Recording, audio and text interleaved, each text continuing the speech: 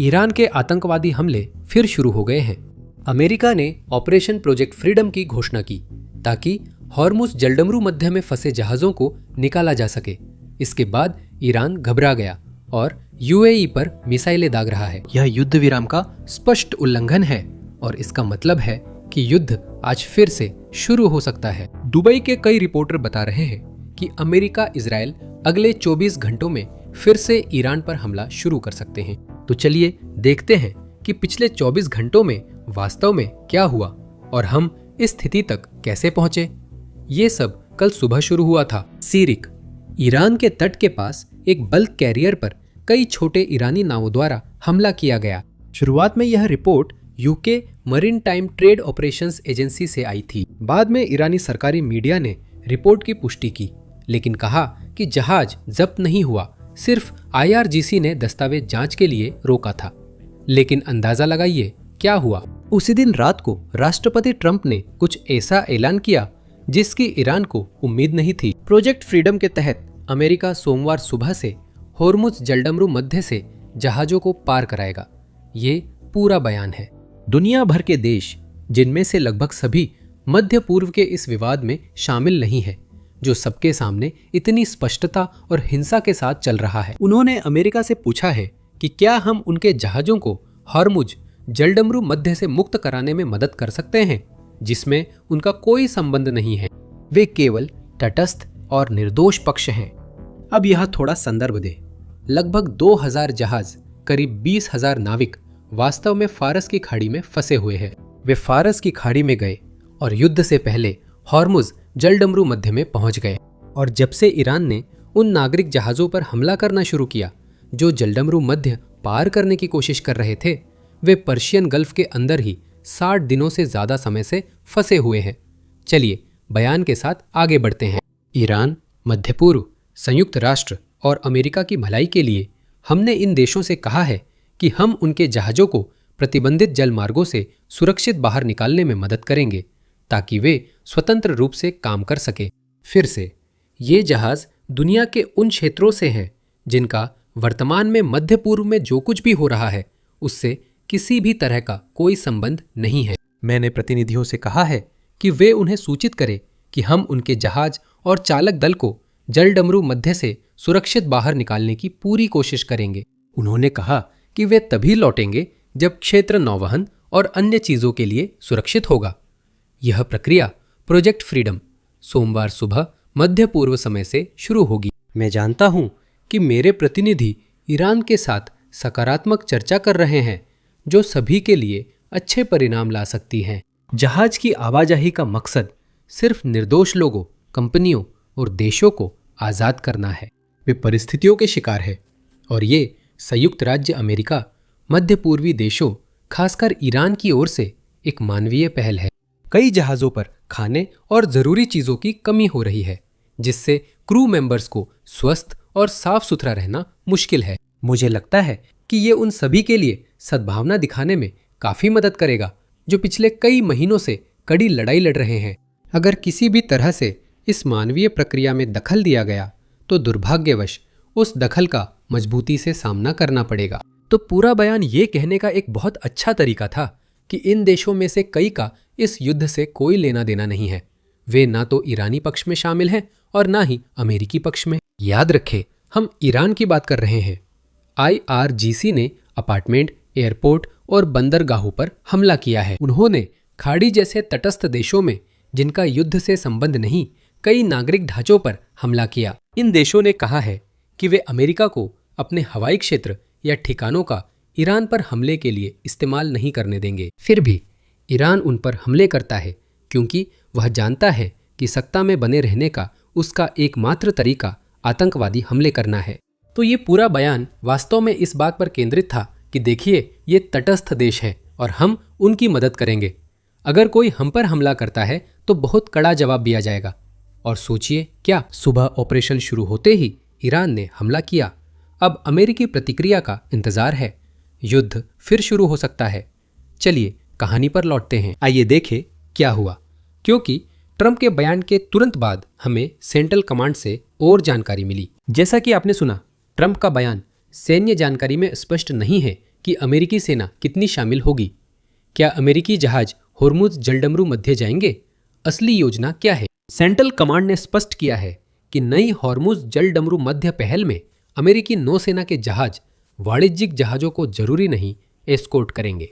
एक अधिकारी ने कहा कि अमेरिकी नौसेना के जहाज आसपास रहेंगे ताकि जरूरत पड़ने पर वे ईरान की सेना को होर्मुज जलडमरू मध्य में वाणिज्यिक जहाजों पर हमला करने से रोक सके। अधिकारी ने कहा कि अमेरिकी नौसेना वाणिज्यिक जहाजों को होर्मुज जलडमरू मध्य में सुरक्षित समुद्री मार्गों की जानकारी देगी, खासकर उन मार्गों के बारे में जिनमें ईरानी सेना ने बारूदी सुरंगें नहीं बिछाई थीं।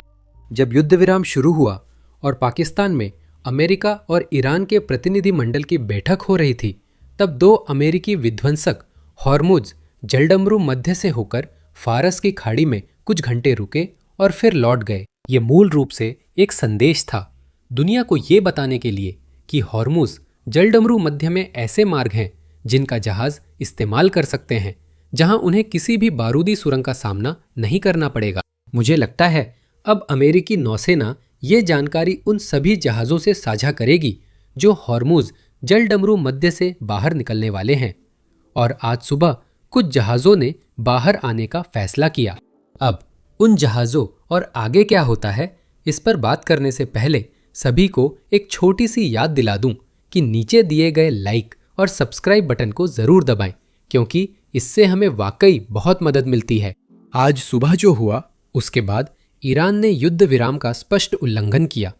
अमेरिका की प्रतिक्रिया कभी भी हो सकती है, इसलिए आपका समर्थन अब और जरूरी है। अमेरिकी बयान के तुरंत बाद ईरानी कमांडरों ने कहा कि वे होर्मुज जलडमरू मध्य की ऐसे रक्षा करेंगे जैसे वो उनका घर हो। मुझे लगता है वे अपने घर की रक्षा नहीं कर सकते, लेकिन वे व्यापारी जहाज़ों पर आतंकवादी हमले करके ही होर्मुज जलडमरू मध्य की रक्षा कर सकते हैं। उन्होंने स्पष्ट कहा कि जो जहाज ईरान से समन्वय या IRGC के रास्तों का पालन नहीं करेगा, उस पर हमला होगा।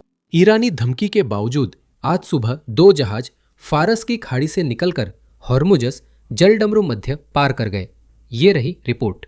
कल रात सेंट्रल कमांड ने कई लक्ष्य पूरे किए। उन्होंने फारस और अरब की खाड़ी में बर्कले क्लास विध्वंसक भेजे, जो अब वहां ऑपरेशन कर रहे हैं। इसके अलावा 5 अमेरिकी ध्वजवाहक जहाजों में से 2 होर्मुज जलडमरू मध्य से खाड़ी से बाहर निकले। ये एक ऑपरेशन था जिसकी योजना कई हफ्तों से बन रही थी।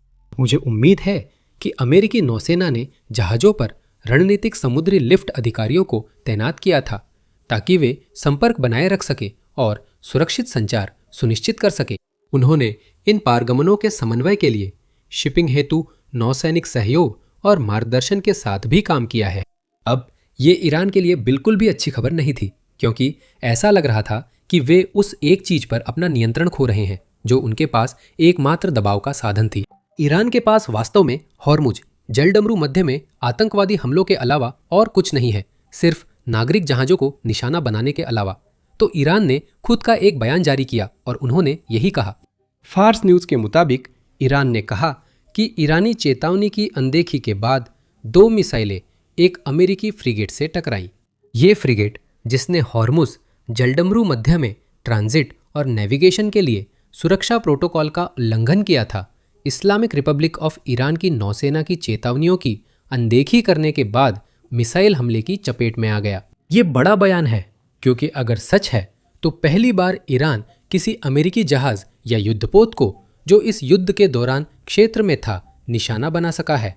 यहाँ केवल समस्या यह है कि अमेरिकी नौसेना वास्तव में कोई भी फ्रिगेट का इस्तेमाल नहीं करती है। अमेरिकी नौसेना ने 2015 में अपनी अंतिम सक्रिय फ्रिगेट सेवा से हटाई थी।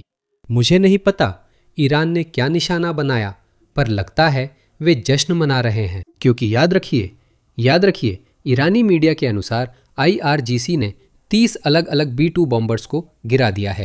संयुक्त राज्य अमेरिका के पास बड़ी फ्लीट नहीं है, लेकिन IRGC फिर भी ऐसा दावा करता है। असल में देखिए, उन्होंने B-2 में से एक को गिराने का क्या सबूत प्रकाशित किया है। फिर वही बात, ईरानी अकाउंट्स फिर से फर्जी तस्वीर पोस्ट कर रहे हैं कि उन्होंने उस B-2 बॉम्बर को गिरा दिया जिसने ईरानी न्यूक्लियर फैसिलिटीज पर हमला किया था। असलियत में यह बिल्कुल सच नहीं है।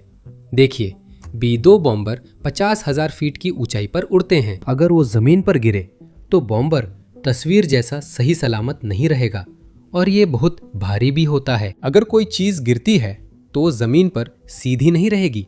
ये AI है।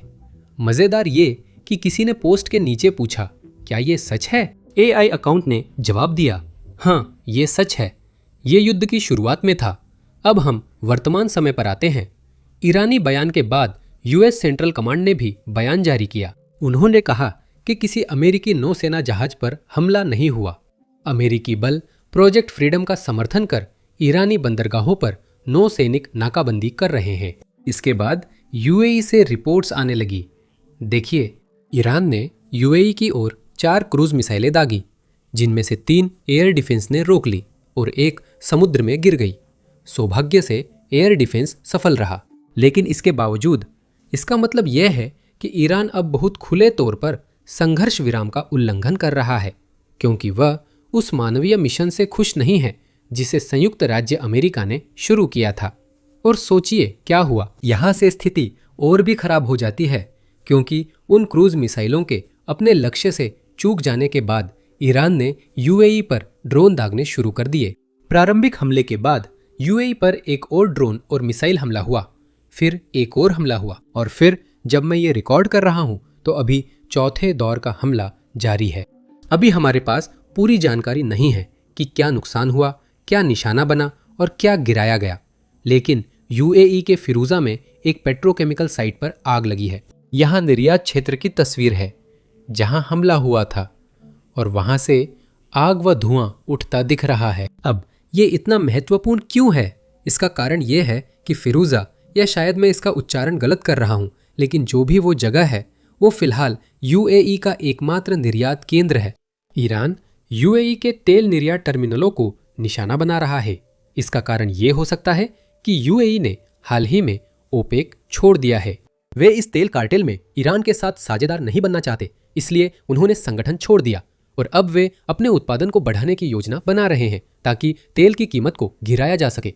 अब इस हमले के होने से पहले आज सुबह ही ट्रेजरी सचिव स्कॉट बेसेंट ने खुलेआम कहा कि अगर ईरान इस युद्ध को बढ़ाता है तो अमेरिका जवाब देगा और इसे और भी आगे बढ़ाएगा।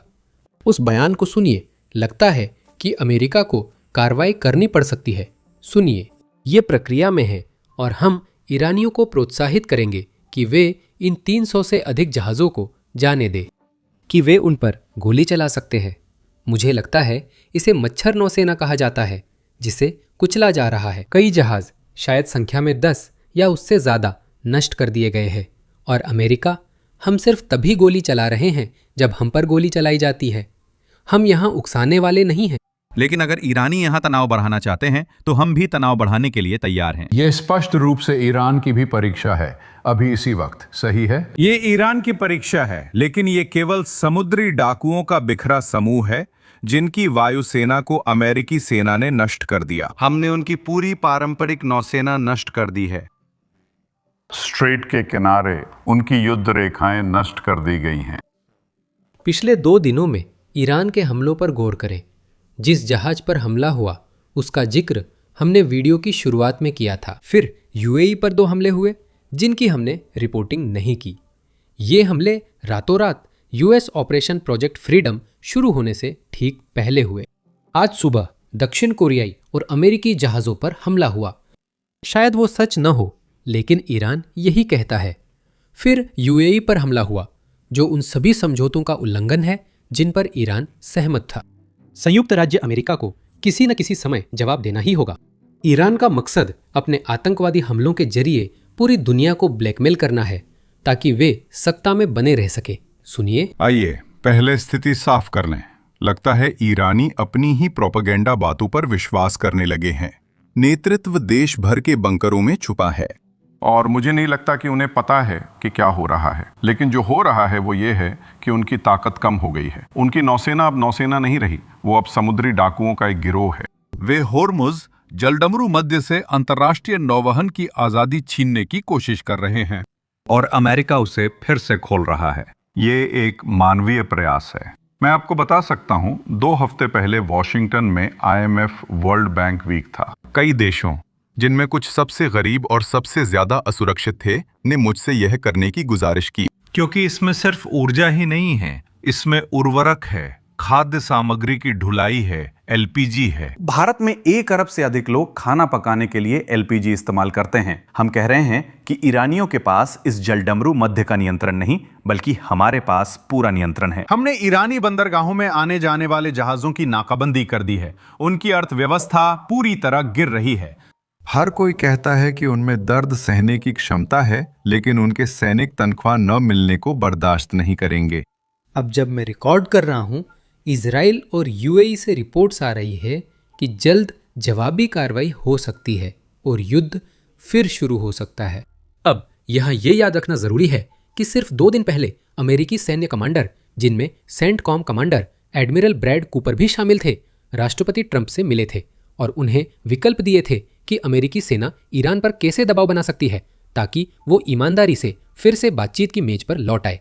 और मेरा अनुमान है कि वे विकल्प बहुत जल्द लागू किए जा सकते हैं। अब युद्ध के फिर से शुरू होने से जुड़ी जो भी खबरें आ रही हैं, उसके लिए हम एक दूसरा वीडियो बनाएंगे, तो नीचे दिए गए सब्सक्राइब बटन को जरूर दबाएं। लेकिन अभी की स्थिति में जब बातचीत की आती है तो हालात अच्छे नहीं दिख रहे हैं और ईरान के पास खुद के अलावा किसी और को दोष देने के लिए कोई नहीं है।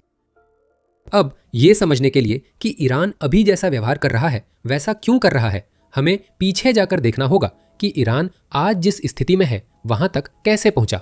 इसका मतलब सिर्फ 1979 की इस्लामिक क्रांति तक पीछे जाना नहीं है। असल में हमें और पीछे जाना होगा, जब 19वीं सदी में काजार वंश ईरान पर शासन कर रहा था, और देखना होगा कि उस समय शासक वर्ग ने जो फैसले लिए थे वे आज भी ईरान को कैसे प्रभावित करते हैं। तो अंदाजा लगाइए। क्या हमारा मल्टी पार्ट पॉडकास्ट आज रिलीज हुआ है जिसमें हम यही कर रहे हैं। अगर आप ईरान के इतिहास में रुचि रखते हैं और जानना चाहते हैं कि हम यहाँ कैसे पहुंचे, तो इसे जरूर सुनें। आप इसे डिस्क्रिप्शन में दिए गए लिंक पर क्लिक करके देख सकते हैं, या फिर अपनी स्क्रीन पर एंड स्क्रीन पर क्लिक करके भी देख सकते हैं, यानी अपनी स्क्रीन पर जो वीडियो है उस पर क्लिक करें।